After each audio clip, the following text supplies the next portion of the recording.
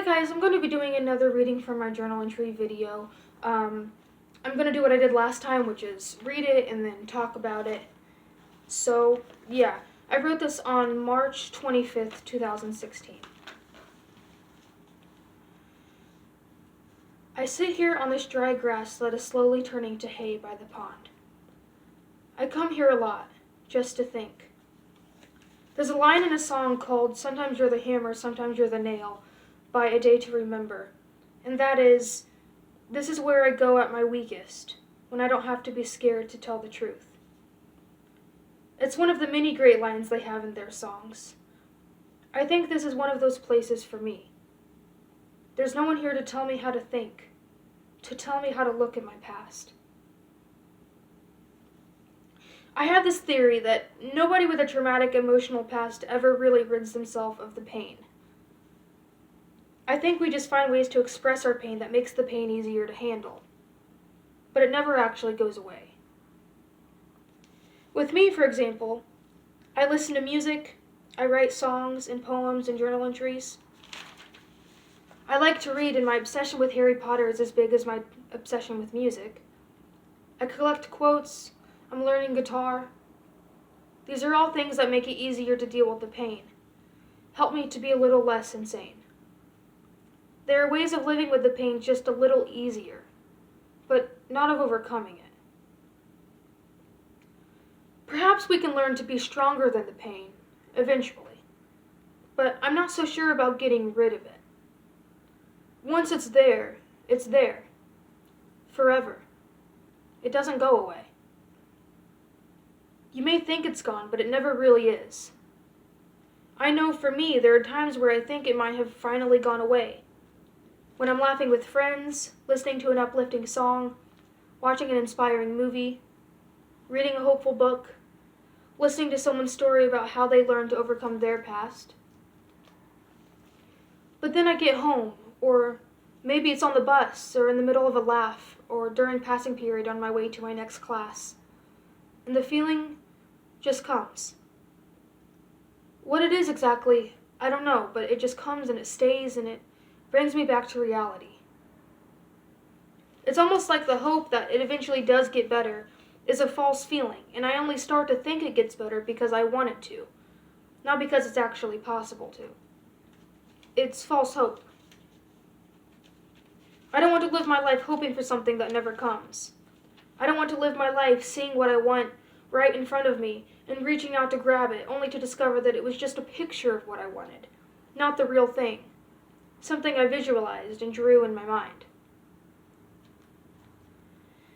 But then I wonder if maybe that's how it gets better.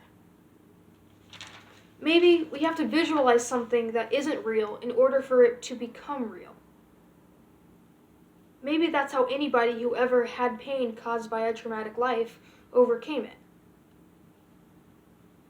But the thing is, I've been doing this for so long it's hard to believe those hopeful words are actually true.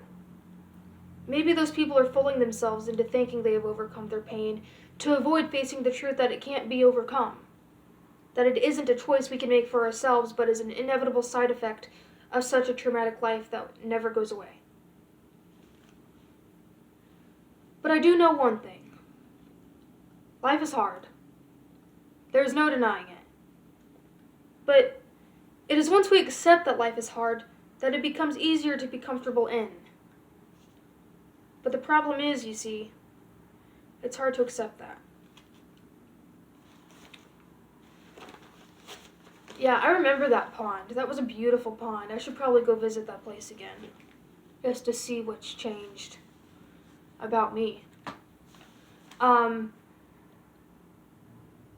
That band that I mentioned, A Day to Remember, I still listen to them. I haven't listened to them in a while, but they're great. I was listening to them after I read this on my own, and I realized a Common Courtesy album specifically. I mean, the whole band is great, but the Common Courtesy album, really helped me through those times. Especially the "Sometimes You're the Hammer" song, or "Sometimes You're the Hammer, Sometimes You're the Nail," "I Surrender," "End of Me," "Life at 11," "I'm Already Gone."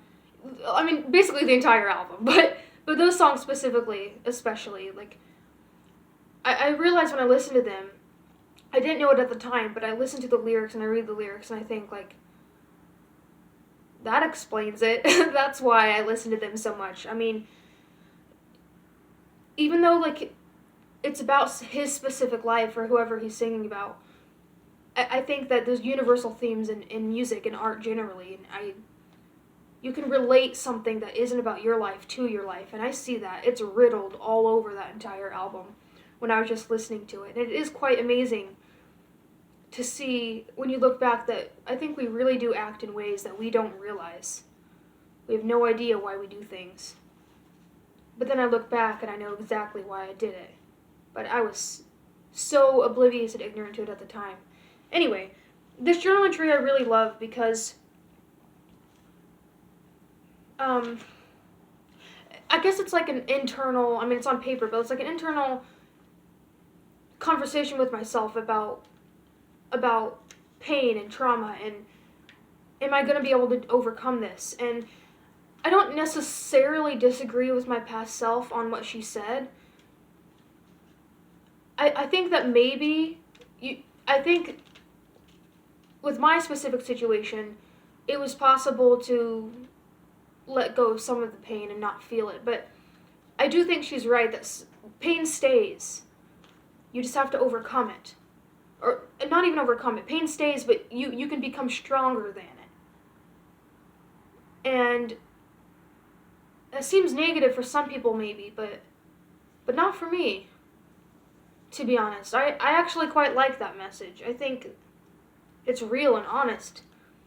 It's not about getting rid of pain. That's completely missing the point. It's about finding the meaning in it. It's about being stronger than it. It's not about not having it.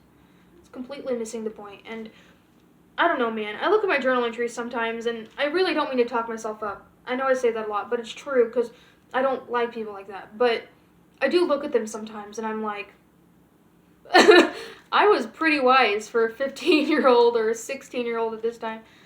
And the reason that I like doing this is because I want people to be able to use the wisdom that works for me. Like, if something worked, why would I want to hide that? I want to, even just one person.